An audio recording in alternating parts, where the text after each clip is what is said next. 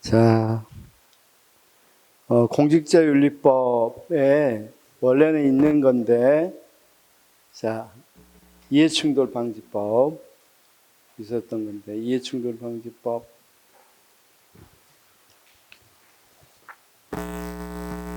자, 뭐가 이해충돌인지 한번 봅시다.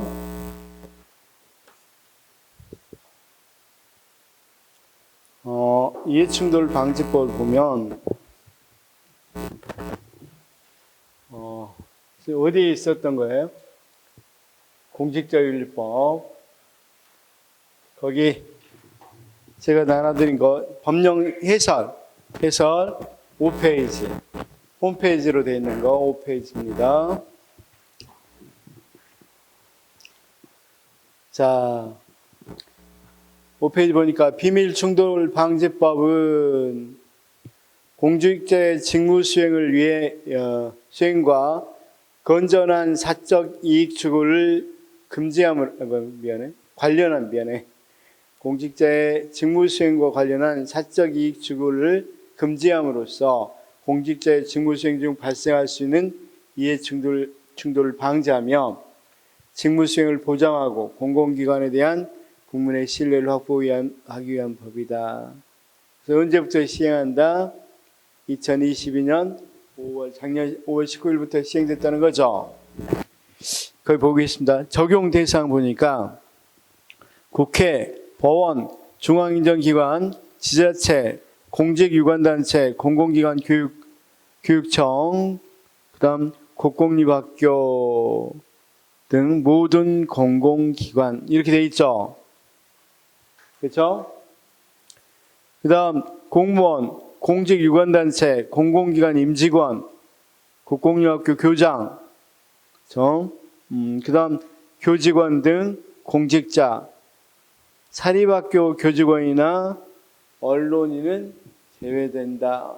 그래서 사립학교 교직원과 언론인까지 포함했던 법은 어떤 법입니까? 제재 대상에 부정청탁 및 금품수수 금지법. 여기는 사립학교 교원이나 그다음 언론인까지 포함했는데 여기는 그런 거 없습니다. 왜 그러냐면, 자, 우리가 사립학교 교원만 하더라도 아까 부정청탁 할 수 있어 없어? 학부모들이 자기 자식을 좋게 좀 써주라고 부정청탁 할 수도 있겠죠. 그렇죠? 자, 그러면 이게 문제될 수 있겠죠. 그런데 이해충돌 방지법은 여기 이 사람하고 이 사람 공무원이 아니니까 공무를 수행하지 않고 있어요. 그렇죠? 그러니까 이해충돌이 걸릴 리가 없단 말이에요. 이해충돌은 공무와 사익의 충돌인데, 그럼 공익과 사익을 해야 되는데 이 사람은 공익을 맡고 있는 공무를 하지 않으니까 충돌할 여지가 있겠어 없겠어? 없단 말이에요. 그렇죠? 그래서 거기 공공기관과 공직자에서 나와 있죠. 네, 작년 시험은 이렇게 나왔어. 문제도 참 희한하게 여기에 적용 대상은 거기 있는 것처럼 공공기관은 제외하고 공직자에만 해당된다 이렇게 나왔어. 이해충돌 방지법. 자, 올해 2023년 9급 시험 문제, 행정학 시험 문제 어떻게 나왔다? 이해충돌 방지법에 대해서 옳지 않는 것에 대해서 1번인가 2번인가 이렇게 나왔단 말이에요. 이 법은 기관에는 적용하지 않고 공직자에게만 적용된다 라고 이야기했는데, 이럴 때면 어떤 이 행정청이, 그 청이 자기 청하고 관련된 뭐가 있다? 이해관계가 있다. 그럼 이걸 피해야 된단 말이에요. 그렇죠? 그래서 뭐하고도 관련돼 있다? 공공기관하고도 관련돼 있다. 자, 그러면 주요 대상을 한번 볼까요? 주요 대상. 그래서 어떤 거 공직자의 이해충돌 방지를 위한 행위 기준 몇 가지, 10가지 하고 위반 행위 했을 때 신고 절차 및 위반 시 처벌 규정들로 이루어져 있다. 그럴 때 거기 봅시다. 이게 중요한데 이해충돌 방지 세부 행위 기준으로 몇 개가 있다? 10개가 있죠. 자, 그게 중요하죠. 그게 작년에는 처음이다 보니까 그걸 낸 거고 당연히 어떤 걸 내겠어요. 낸다면 그 10가지 중에서 어떤 부분을 내게 신고 및 거기 제출 의무, 그 다음 제한 및 금지 행위, 그렇죠? 그랬을 때 뭐 했을 때 신고 및 제출을 해야 된다는 거예요, 쌤. 사적 이해관계자 신고 및 회피 기피 신청하고 공공기관 직무 관련 부동산 보유 매수를 신고하고 직무 관련자와 거래했을 때 신고하고 그 다음 퇴직자 사전 접속했을 때 신고하고 그 다음 고위공직자 민간 부분 업무활동 내역을 제출하고 그러니까 신고나 제출해야 돼. 그러니까 쉽게 말해서 이해관계자 내가 지금 공무원입니다. 아까 7급 주사부라고 합시다. 그렇죠? 그런데 이 사람이 인허가 업무를 맡고 있어. 미추홀구에서 인허가 업무를 또는 뭐 인천시청이라 하더라도 뭐 지방행정 말고는 국가로 예를 들자면 어쨌든 그렇다 합시다. 그래서 국토관리부에 있다, 국토관리부에 있다고 그래봐. 그러면 여기에 대해서 도로를 놓는 건설업자 같은 사람들이 있겠죠. 그런 건설업자가 자기 뭐 이를테면 친족이다. 그럼 뭐 할 수 있겠어? 나에게 좀 맡겨주라. 나에게 여기 인허가권을 좀 주라. 이렇게 할 수 있겠죠. 그러니까 어떤 거 이해충돌 여지가 있으면 일단 자기 뭐다 친족이면 뭐 해야 되겠어? 회피 신청을. 제가 지금 인허가권을 행사할 수 없겠다. 인가든 허가라든 이런 권한을 행사할 수 없겠다. 왜? 이 사람이 나의 가족이기 때문에 이렇게 회피 신청을 해야 돼. 또는 거기 뭐라고 되어 있습니까? 이해관계자가 뭐 거기 신고를 하든지 뭐 해야 된다? 회피 신청을 해야 된다. 거기에 대해서 한번 봅시다. 거기 한 장 넘겨보면 뭐라고 되어 있어?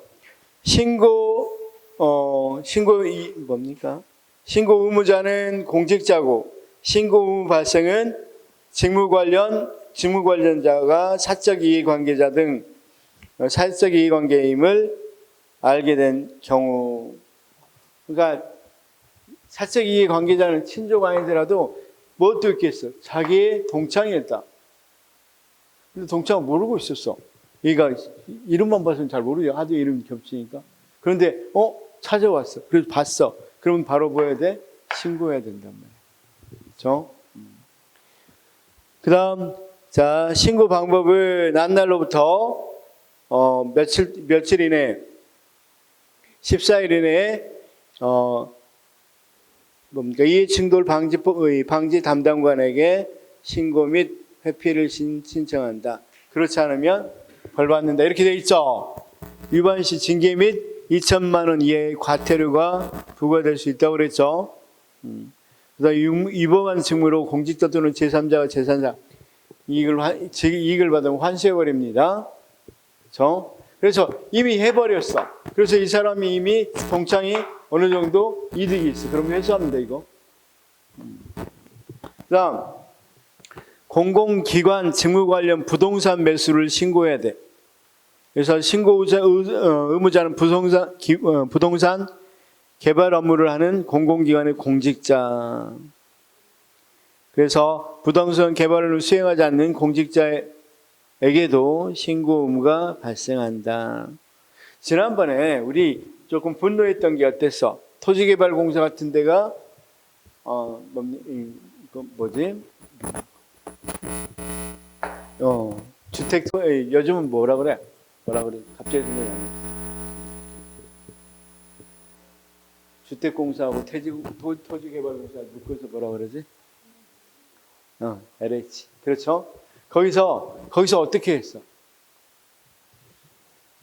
부동산의 개발 그런 거 알고 자기들이 많이 매수도 하고 막 그래 버렸죠. 아니, 자기들이 친족 명의로도 하고 막 그랬잖아. 그런 것들을 보호하려면 금융기관 직무 관련 보수자 부동산 보유 매수를 신고하고, 그 밑에 고위공직자 민간 부분 업무 활동 내역도 제출해야 돼. 그렇죠? 그래서 고위공직자는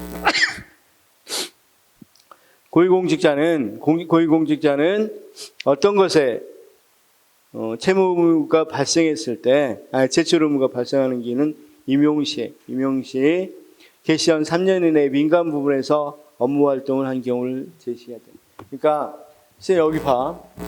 고위공직자가 되기 전에 우리가 변호사였다. 변호사인데 어떤 부분을 변호하고 있었단 말이야. 만약에 변호사가 교육부에 들어왔는데 이미 교육청 또는 어떤 교육재단을 변호하고 있었어. 그럼 그런 활동에 대해서 뭐 해야 되겠어? 신고를 해야 되겠죠. 이 변호사가 이 차관급으로 들어오기로 했다. 근데 차관급을 외부에서 채용했어. 또는 우리가 개방형 직위가 있어서 국장급을 고위공무원들로 개방형 직위로 해서 채용을 했어. 그럼 이 사람이 사립학교에 이미 뭐하고 변호사로 했다면 이런 것과 관련해서 이 사람 편을 들어줄 수 있겠어, 없겠어? 이 관리가 돼서 할 때 어떤 일이 있으면 이 사람과 유리하게 처리할 수도 있겠죠. 그래서 고위공직자들은 개방형 직위로 외부에서 채용이 이룰 때 한 3년 동안 어떤 일을 했는지를 제출해야 된단 말이에요. 내가 어떤 일을 했습니다. 이 변호사는 어떤 일을 맡았습니다. 이런 것들을 해줘야 되겠죠. 그 다음 직무 관련자와의 거래를 신고하고, 그렇죠. 공직자가 공직자 자신이나 가족, 특수 관계업자, 뭐뭐가 자신의 직무 관련자와의 거래가 있는 경우, 그것에 대해서 뭐 한다? 신고해야 된다. 뭐 이런 것들. 자, 그 다음, 퇴직자 사적 접촉 신고한다. 공직자가 소속 공공기관 퇴직자, 최근 2년 이내에 직무 관련자의 골프, 그 다음 여행, 사행성 오락하는 경우, 그 사람하고 골프 치면 신고해라 이거야. 자, 국세청 직원이 있어. 근데 그 국세청 퇴직자하고 뭐 했어? 퇴직한 사람은 골프 쳤어. 그러면 신고해야 돼. 어떤 경우가 많습니까? 여기서 민원 넣는 경우가 많이 있잖아, 사실은. 이 퇴직자가 만약에 어떤 법무법인에 들어있다. 그럼 법무법인 거기에 회사에 세금 문제가 있다. 그럼 그 사람은 골프 치면서 뭐 하겠어? 좀 봐주라고 할 수도 있겠죠. 그러면 이해충돌이 생길 수 있겠어, 없겠어? 왜냐하면 자기 퇴직자다 보니까, 자기가 퇴직되니까 그쪽을 좀 봐줄 수 있게. 금품수수하고 달라. 이걸 딱히 그 사람한테 돈 받았다는 게 아니라 내가 뭐 한단 말이야. 그 사람이 이익되게 해주고 싶잖아. 내가 이익 직접적으로 안 보더라도. 그렇죠? 그런 것들은 이익에 충돌될 수 있겠죠. 그럴 때는 뭐 해야 된다? 이걸 맞지 않거나 신고는 해야 된다. 나 분명히 골프 쳤는데 아무 문제 없었다. 그렇죠? 뭔 사유를 했다. 이렇게만 하면 그렇게 말했는데 들어줄 리가 없겠죠. 다음에 그럼 당연히 오해 사겠잖아. 그래서 그런 것들을 해라는 거야. 이게 이해충돌 방지법입니다. 그래서 사적 이해관계자 신고해야 되고, 공공기관 직무 관련 부동산 매수 신고해야 되고, 고위공직자 민간 업무 활동 내역 제출해야 되고, 그 다음 직무 관련자의 거래 같은 것이 있으면 신고해야 되고, 그쵸? 자, 그 다음, 퇴직자 사전 접촉을 뭐 해야 된다? 신고해야 된다. 특히 직무 관련자의 거래 신고는 공직자 자신이나 가족 특수관계 사업자가 자신의 직무 관련자와의 거래가 있는 경우는 거래를 알게 된 것을 뭐 한다? 알게 된 경우는 신고해야 된다. 그렇죠? 자, 뭔 소리냐면 뭔 소리인지 모르겠죠? A라는 사람이 인허가권을 갖고 있어. 근데 인허가권을 갖고 있는 건설회사가 있어. 아니, 건설회사가 있다고. 근데 이 사람이 만든 그 건물에 매수를 했어. 자기 지인이, 가족이든 또는 자기가 아는 사람들이, 이 가족 같은 사람들이 그러면 아들이 이제 결혼해서 한다고 이 사람 집을 샀어.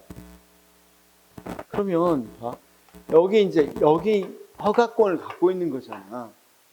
그러면 이 사람 인허가권을 갖고 있으니까 이 사람 입장에서는 내가 이 사람 사주게 싸게 팔고 이거 봐주겠다 이렇게 할 수 있겠어, 없겠어?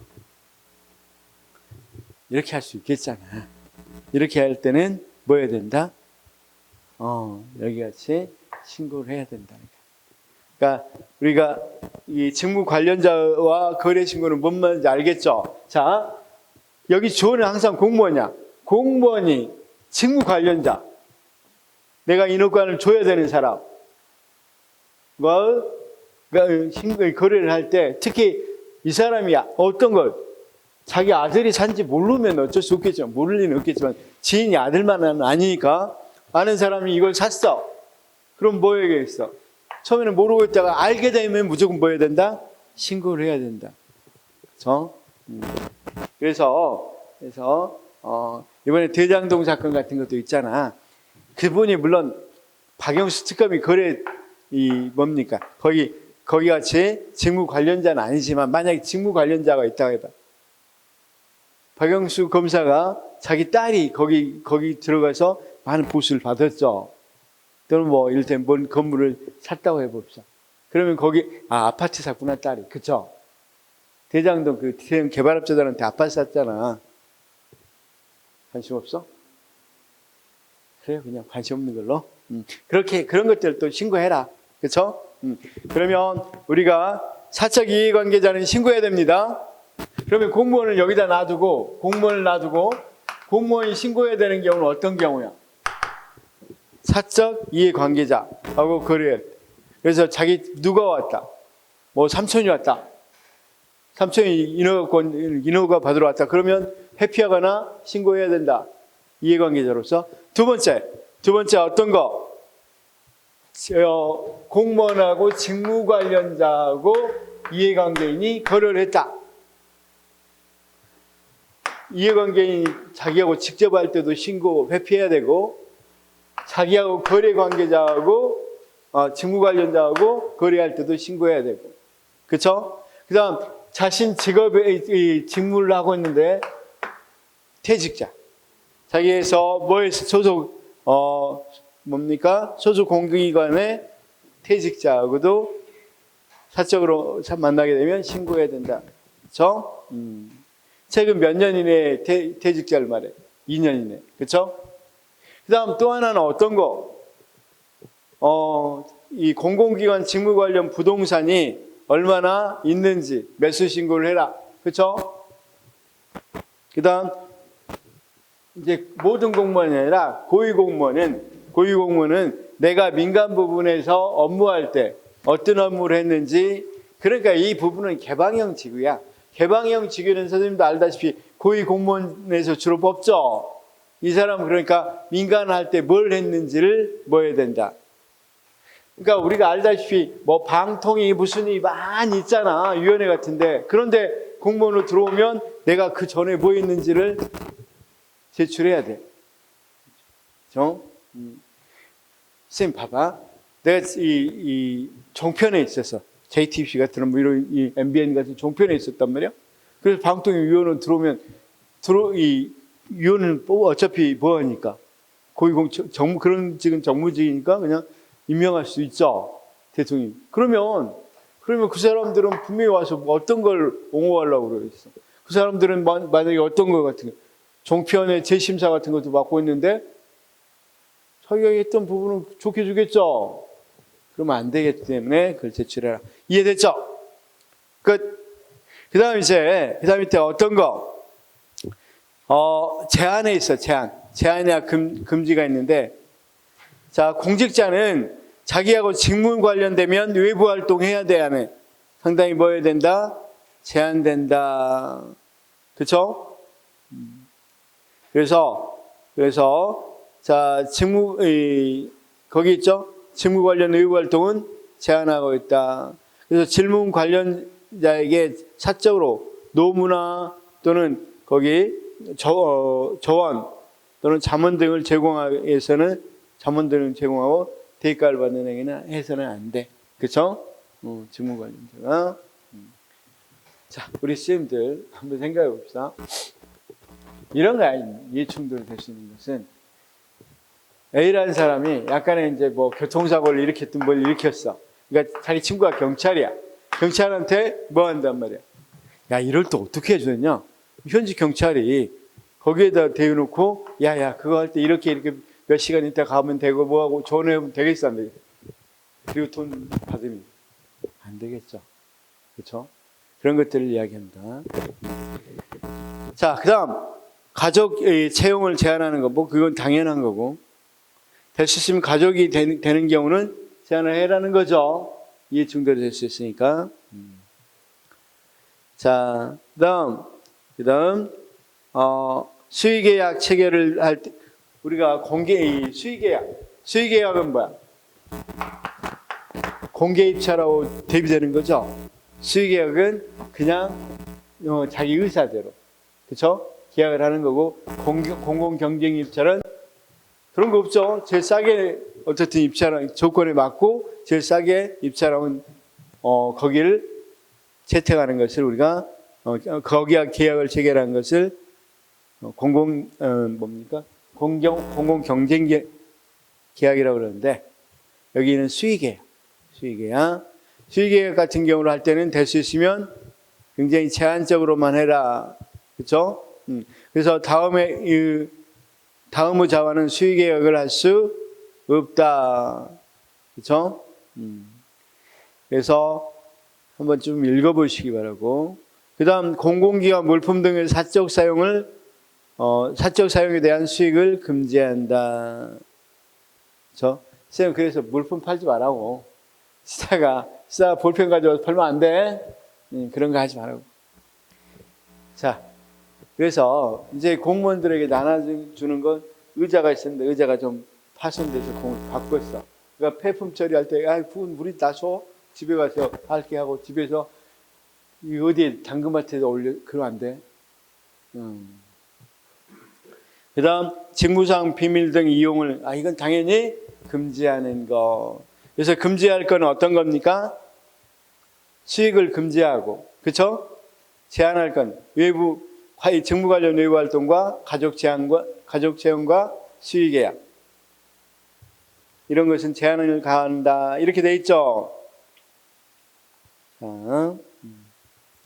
그래서 그 정도. 그러면 이제 위반행위는 신고해야 되고, 그렇죠? 자, 신고해야 된다. 신고자 보호하고 신고자 보상까지는 아직은 명확히 안 돼 있어요. 네, 시험에는 2020 올해 국가직 9급에서 나왔으니까 한번 다음 주에 풀어보시기 바라고. 그 다음 이제 남은 게 뭐였습니까? 여기까지 이제 완전히 했습니다. 남은 게 이제 국가공무원법, 그렇죠? 헌법 이런 건데 이제 다 해서 한번 풀어보겠습니다. 일단 1번부터 보겠습니다. 안 푼 거 풀어보겠습니다. 1번, 행정윤리는 사익보다 공익과 밀접한, 맞죠? 행정윤리는 사익하고 사익보다는 공익이기 때문에 나온 거죠. 2번, 결과주의에 근거한 윤리평가는 사후적인 것이며 문제 해결보다는 행위 혹은 결과의 처벌에 초점을 둔다. 맞죠? 조금 이따 우리가 어떤 거 칸트의 의무주의하고 공리주의의 결과론적 윤리에 대해서 이야기해 보도록 하겠습니다. 3번, 행정윤리에서 제도적 책임성이란, 쌤 읽어봐. 제도적 책임성입니까? 거기 윤리가 우리가 봤을 때 제도적 책임성이 아니라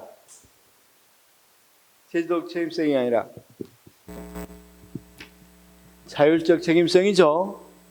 스스로 하는 거잖아. 자기 스스로 이 어떤 것에 직업윤리, 책임감이 있는 건 자율적 책임성.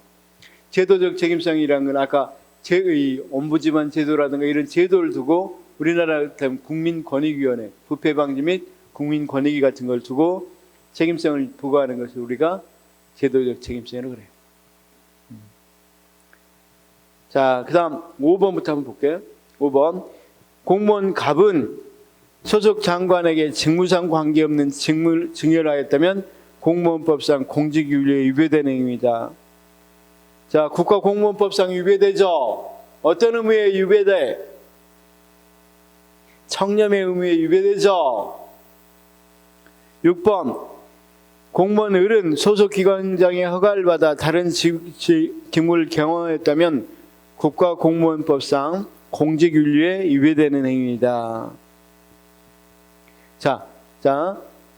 쌤, 기관장 허가를 받으면 공직 겸직을 할 수 있죠?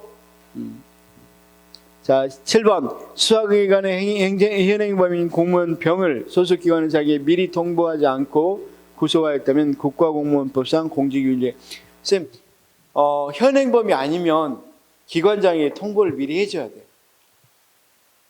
국가공무원법에 의무로는 규정 안 돼 있지만 이런 거 있어요. 미리 어떻다. A라는 사람이 그 전에 횡령을 했는데 지금 하고 있는 단계가 아니야. 1년 전에 했어. 또는 일주일 전에 그런 일이 있거나 이 사람이 음주운전 했어. 그럼 체포할 수 있잖아. 그렇죠? 체포할 땐 당연히 거기에 기관장에게 뭐 해야 돼? 통보를 해줘. 그렇죠? 그런데 뭐일 때는 그게 안 해도 돼. 현행범일 때. 그러니까 이 사람을 방금 구속하려면 음주운전으로 구속하려면 기관장에게 통보하고 나서 구속해야 돼. 순서상. 그냥 먼저 구속 못해. 근데 지금 현행범이면 바로 뭐 한단 말이야. 공무원들도 어때? 그냥 묻지마 폭행하고 있단 말이야. 그럼 어때 돼? 바로 잡아서 구속할 수도 있겠죠. 그런 거란 말이야. 그래서 여기서 왜 틀렸냐면 현행범인 경우는 통보하지 않고 구속해도 공직윤리에 위배되지 않는다. 이렇게 해야 되고 8번은 공무원 정원 대통령 허가를 받고 외국 정부로서 대통령 허가 받고 증여받으면 괜찮죠. 그래서 위배되는 행위가 아니란 말이야. 허가 없이 하면 문제가 되는데 그 다음 쌤 다 풀었고 쭉 밑에부터 풀었고 25번도 풀었고 30번 볼까요? 29번 공무원의 공직윤리에 대해서 법령적 규제 형식을 지닌 이런 법령적 규제 형식을 지닌 지닌 법적 공직윤리는 자율적 공직윤리에 비해서 구속력이 훨씬 높죠. 공무원의 공직윤리는 공무원윤리헌장, 공무원 헌장으로 전부 개정되어 2016년 1월 1일부터 시행되고 있습니다. 자, 공무원의 공직윤리에서 국가공무원법에는 우리가 다시 한 번만 이거 볼까요? 이제 헌장을 좀 보겠습니다. 자, 우리가 법령에는 191페이지 보니까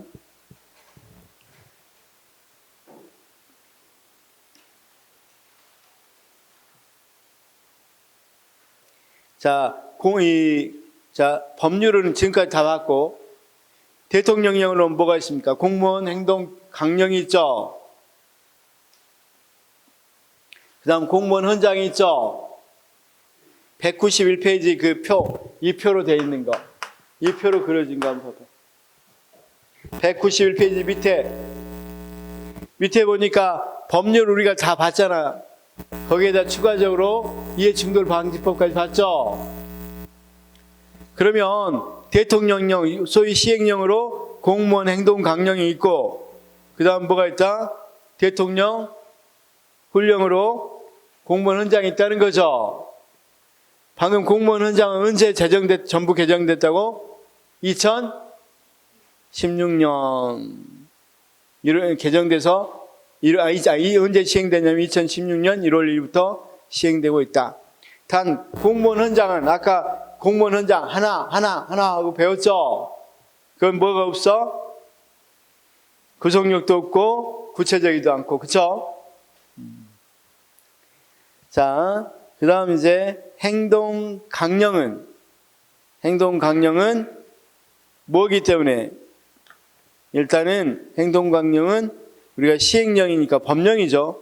따라서 어느 정도 구속력은 좀 구체성은 적지만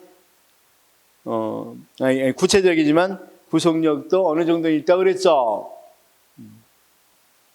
자, 그러면 여기 문제를 풀어보면서 한번 해보도록 하겠습니다. 자, 거기 30번. 그러면 공무원의 공직윤리는 공무원윤리헌장은 이 공무원헌장으로 전부 개정됐다고 이야기되는데 2010년 1월 1일부터 시행된다. 그러면 여기서 말하는 공무원헌장은 법령으로는 뭘로 돼 있어? 대통령 훈령으로 돼 있어. 훈령. 그렇죠? 그다음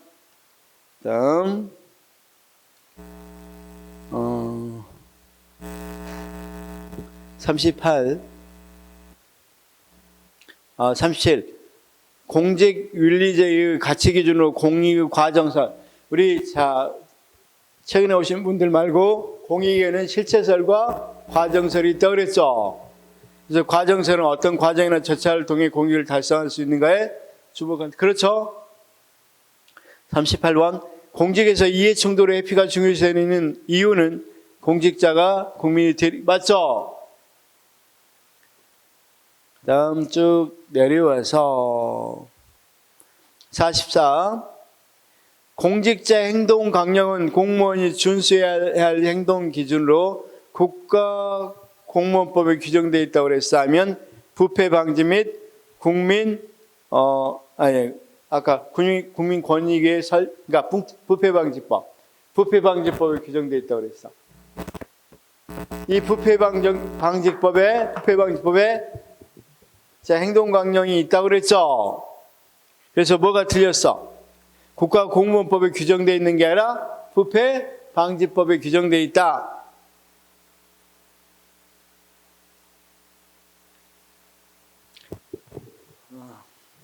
쌤들 이것도 공무원 행동 강령이 그래서 좀 궁금하시죠? 그래서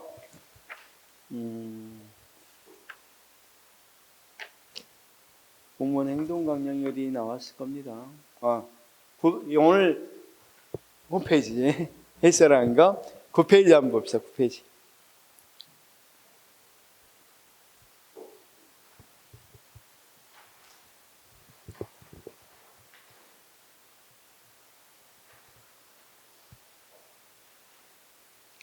자, 공직자 행동 강령은 하고 나와 있죠.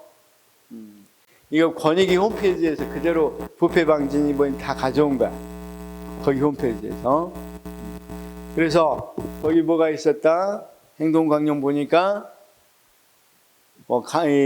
공직자가 직무 수행 과정에서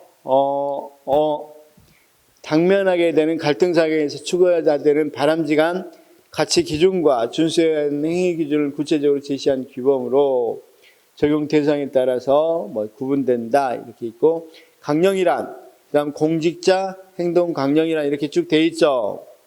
그렇죠? 그래서 그 밑에 보니까 공무원 행동 강령에서 공무원 행동 강령은 대통령으로 돼 있다고 이야기되면서 2003년 5월 18일 제정돼 가천에 시행됐다 이렇게 돼 있고, 총 15개 행위 기준으로 구성되어 있는데 공무원이 행위 기준은 공정하게 직무를 수행해야 되고 부당이득을 수수 금지해야 되고, 그렇죠? 그다음 건전한 조직 풍토를 조성해야 되고 이렇게 돼 있다, 그렇죠? 이렇게 강령으로 만들어 놨어요. 그다음부터는 볼 필요 없습니다. 이 지방의회 의원 행동강령이니까 볼 필요 없죠. 지방 행정할 때 하겠습니다. 그러면 자 다시 44번 공직자 행동강령은 공무원이 준수해야 될 행동, 여기까지 맞죠? 행동 기준으로 부패 방지법에 규정되어 있다, 이렇게 알아주시면 좋겠습니다. 그 다음 공무원 윤리강령 한번 봅시다.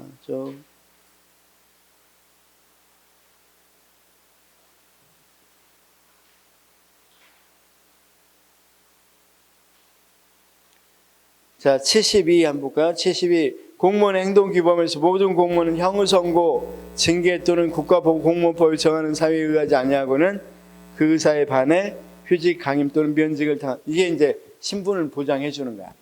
근데 여기서 하나 틀린 말이 있어. 모든, 우리가 쌤이 알다시피 장관직 보장해 줍니까? 뭐 일주일 만에 뭐 하기도 하고.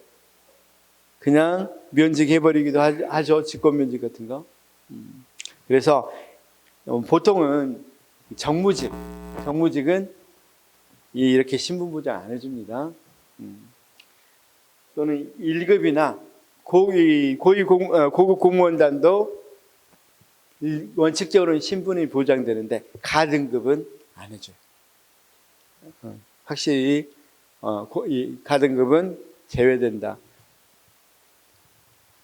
공직윤리 이론에서 위론입니다. 이론.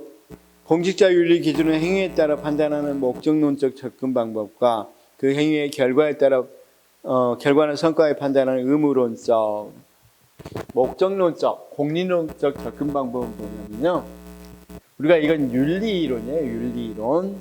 자, 한번 생각해 봅시다. 윤리이론에서 의무론, 그다음 목적론을 우리가 공리주의가 강조한다고 그래요.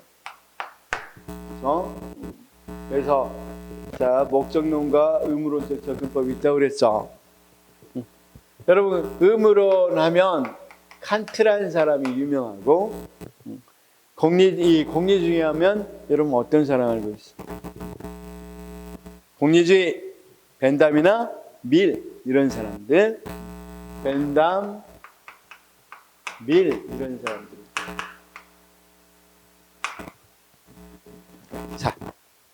자, 여기 테러 하는 사람이 있습니다. 테러 하는 사람이 있어서 여기다가 이를테면 뭐 아주 많은 사람들이 있는 건물이 무슨 건물이라 그럴까? 뭐 강남 타워팰리스? 뭐 거기라 갑시다. 뭐 롯데 건물을 잡고 있어. 여기에 폭발물을 설치하고 지금 협박을 하고 있단 말이야. 사람들도 많은데. 그러면 자, 이 사람에게 이걸 막기 위한 유일한 방법은 뭐냐면, 유일한 방법은 이 사람 딸을 데려다가 뭐 하는 모습을 보여줘. 딸을 끔찍히 사랑해. 그러니까 어린 딸을 데려다가 고문하면 분명히 이 사람이 폭탄 장소에 불 거란 말이야.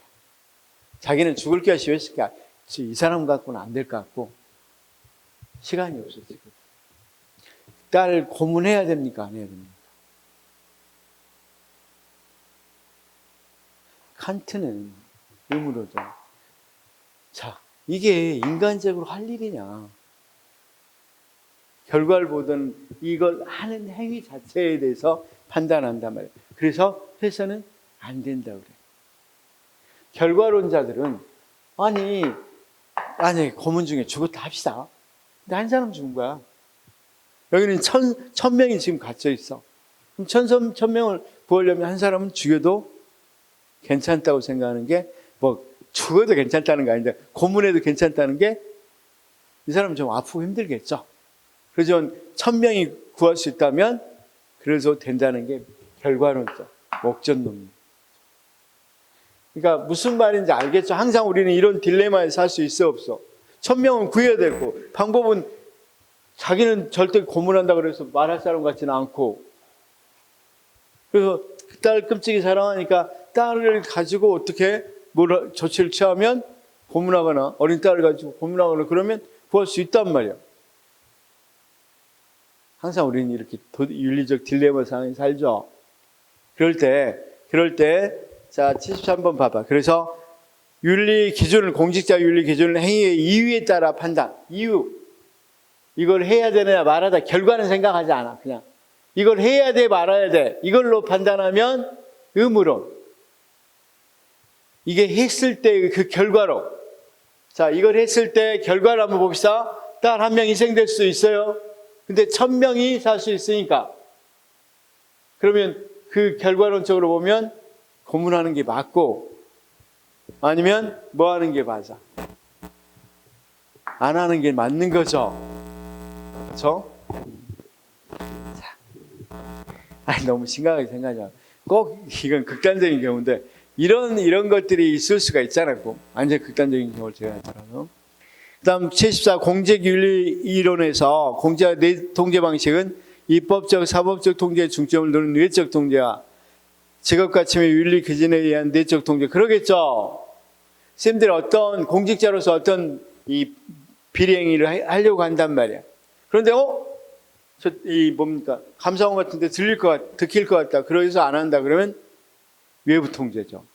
근데 내가 공무원인데 양심상 어떻게 해 저걸? 그러면 내적 통제죠. 내부 통제. 75. 공직윤리 이론에서 공직자의 책임은 외부의 기대에 부응하는 객관적 책임과 자신의 그 양심 및 가치에 따라 결정된 주관적 책임. 맞죠? 그 다음 76. 공직윤리 이론에서 공직자의 역할 책임론은 전문 직업가적 역할과 공직자가 어떤 역할을 해야 되냐? 공직자도 하나의, 공무원도 하나의 직업이다. 그래서 전문적으로 해야 된다. 전문 직업가적 역할과 민주주의 담론의 촉진자. 공직은 그래도 공익을 위해서, 전체 국가를 위해서 해야 되니까 민주주의 담론의 촉진자 역할을 해야 된다. 이런 논란이 있다. 그렇죠? 그 다음 쭉 안 나왔다가 쌤 106번 봅시다. 106번. 전문성, 효율성, 다양성, 투명성 중 공무원 헌장이, 아까 공무원 헌장 봤죠? 규정되지 않는 게 뭐였어? 효율성. 자, 107. 공무원 헌장에서 현재 시행되고 있는 것은 몇 년에 제정된 걸 몇 년에 개정한 것이다. 1980년, 1980년에 제정됐어요. 그 다음 언제 개정됐냐면, 그렇죠. 2015년 12월 31일에 전부 개정됐어. 1980년에 제정됐고, 몇 년에 개정됐다? 2015년. 이런 걸 내고 있어요.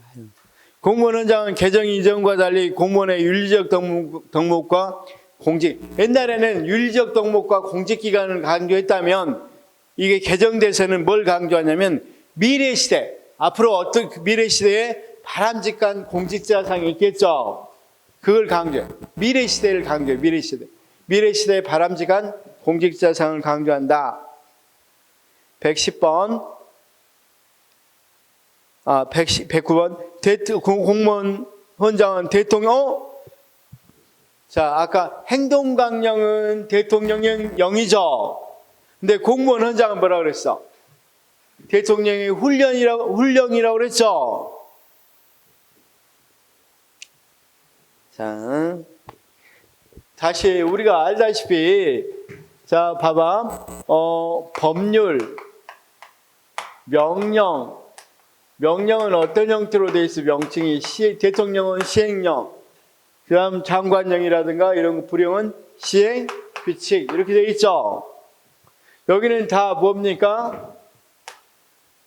이 국가 모든 국민들도 다 지켜야 되겠죠.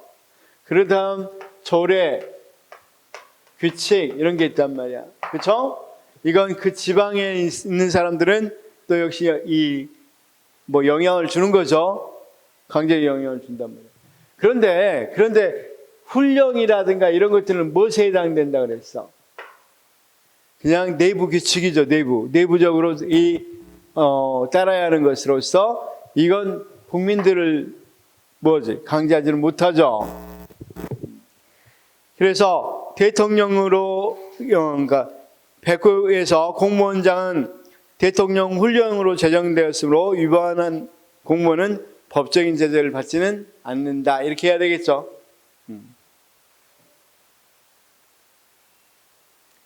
자, 110.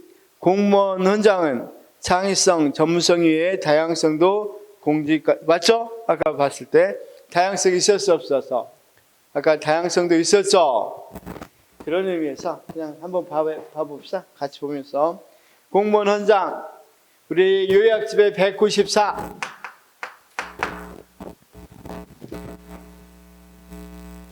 다양성 있어 없어? 하나 먼저 공익, 두 번째 창의성, 전문성, 세 번째 다양성 있죠? 그래서 있는 건 창의성, 전문성, 다양성. 그런데 어떤 건 없어서 효율성은 없죠?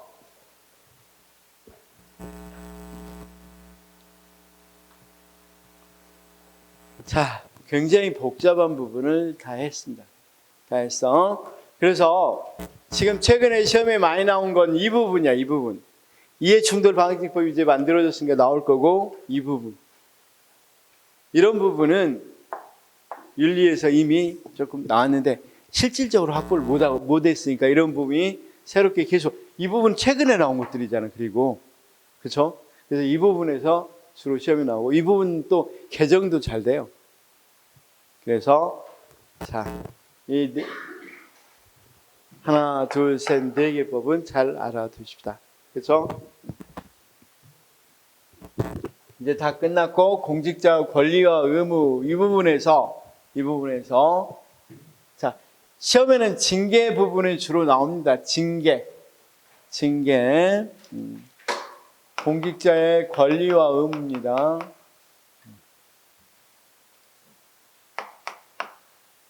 다시 한번요. 이론적인 거 있었고, 그렇죠? 우리가 모집하고 선발했었죠. 모집하고 선발. 그 다음 또 어떤 게 있었어? 모집과 선발 다음에 모집하고 선발하고 능력 발전시켰어. 그 다음 사기. 그렇죠? 사기. 그 다음 윤리. 신분보장. 사실은 사기 및 신분보장을 써야 되는데 윤리는 뒤에다 쓰고 그런데 먼저 나와서 조금 이렇게 했습니다. 그럼 우리는 그냥 이렇게 윤리를 여기다 그냥 넣어도 사기 및 신분보장에서는 주로 우리가 보수를 나눴고 왜냐하면 보수가 사기를 높여주는 것도 있지만 신분을 어느 정도 보장해 주는 것도 있죠. 보수 때문에. 또는 연금도 그렇잖아. 연금. 우리가 생활급 같은 경우는 뭐 생활을 보장하고 신분을 보장해 줄 수 있는 것들이죠. 그 다음 어떤 것들이 있겠어요? 이제 신분 보장과 관련해야 되겠죠. 원래 이제 사기에 대해서도 있고 신분 보장을 하려고 하는데 거기 신분 보장을 하려면 뭐 어떤 게 있겠어? 권리와 의무가 있습니다. 그래서 권리는 시험에 안 나오니까 넘어가도 됩니다. 공무원의 의무가 있어. 자, 아까 우리가 국가공무원법에 공무원의 의무 봤어, 안 봤어? 국가공무원은 13개 의무, 김영란법에 3개 의무 이렇게 해서 계속 봤었죠. 공직자윤리법에 6개 의무, 그런 의무들이 있죠. 자, 그래서 이건 이제 신분보장에서 공무원의 의무를 잘못하면 뭐 하겠어? 징계해야 되니까 의무를 알아두는 게 중요하겠죠. 그런데 이 의무가 있고 의무가 해제되는 경우는 있는데 이제 본격적으로 신분 보장에서 이제 신분을 보장해 줍니다. 의무는 이미 우리가 봤으니까 여기서 윤리에서 봤으니까 넘어갈게요. 신분을 보장해 줘야 되는데 신분 보장에는 어떤 게 있다? 징계 면제 제도가 있어. 징계 면제 제도. 왜냐하면 징계 면제 제도 여기 한번 이것이랑 같이 봐도 좋습니다. 오늘 쌤 나눠드렸죠? 오늘 나눠드린 거 3페이지짜리 보면 2페이지에 징계 면제 있습니다.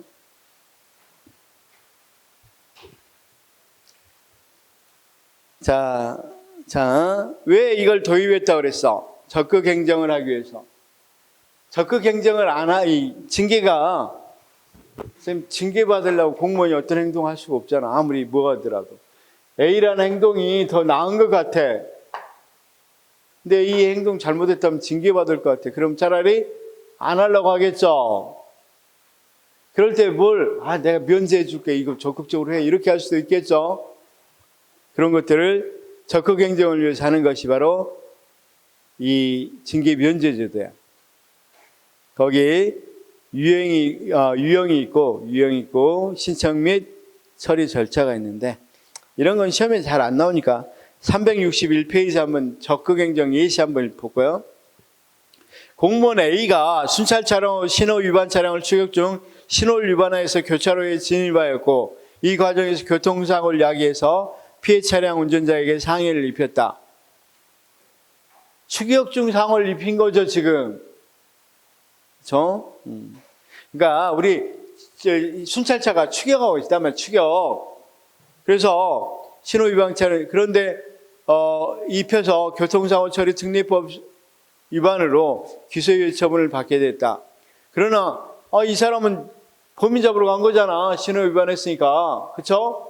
그런데 적극 행정으로 인하여 인정받아 징계가 면제될 수 있었다. 그 이유는 업무 처리가 개인에게 주어진 이익이 없고 공공이익을 위한 것이며 당시 사이렌과 경광등으로 주변 차량들에게 충분히 경고하였다는 점에서 무리한 추격으로 보이는 정황도 없고 고의 또는 중과실도 없는 것으로 판단돼서 징계를 면제해줬다는 거야.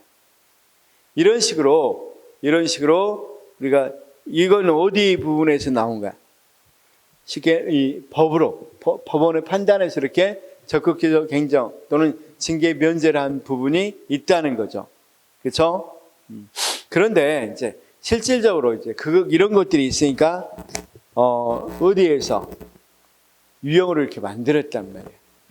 인사혁신처에서 어떨 때 징계를 면제해 준다.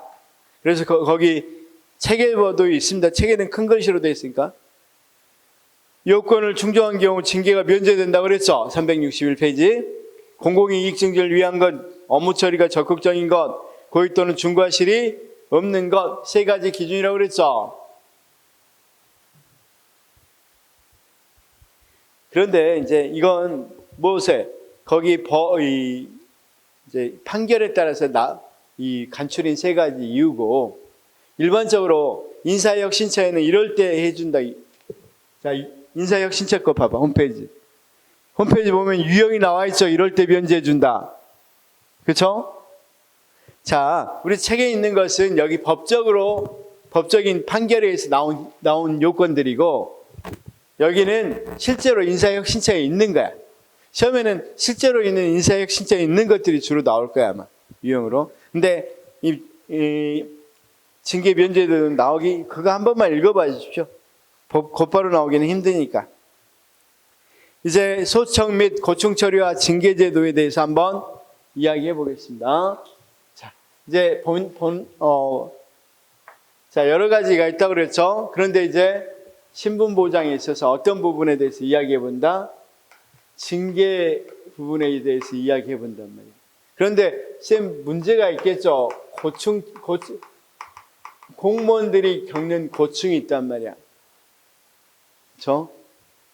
그래서 이번에 올려놓은 것은 공무원들의 고충 처리에 관해서 올려놨어. 고충 처리가 뭐 할 때, 인사라든가, 인사가, 조금 이상하게 됐는데요? 또는 보수 주는 문제에 대해라든가, 이런 것에 대해서, 이거 좀, 고충이 있다. 말 그대로 고충이 있다. 그러면 처리를 해준단 말이에요. 그렇죠? 그래서 징계, 고충 처리에 대해서 한번 절차적으로 쭉 한번 봐볼 생각이야. 징계 결정. 이거 시험에는 압도적으로 이게 많이 나와요. 압도적으로. 그럼 징계는 뭐 할 때 주로 내린다고? 이런 의무나 법령을 위반할 때 징계한다고 그러죠. 그렇죠? 그래서 고충 처리는 여기서 고충 처리는 누구 거 고충 처리? 공무원. 우리가 아까 국민권익위에서 하는 것은 말 그대로 국민의 고충.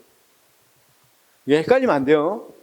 이거 하고 있는데 갑자기 국민권익위원회 나오면 곤란합니다. 여기서는 전부 다 어떤 부분일 때? 공무원일 때. 자, 제가 사례를 들어서 하고 싶은데 선생님 쉬고 싶죠? 눈빛이 쉬고 싶어. 2시간씩 하면 피곤한 것 같아. 자, 수업 진행을 위해서 그냥 할까요? 시까 속으로 그러죠. 네 마음대로 해라. 그렇죠? 자, 제 마음대로 하겠습니다. 쉬겠습니다. 쉬었다가 한 5분만 쉬고 3시부터 수업을 하죠. 5분만 쉽시다.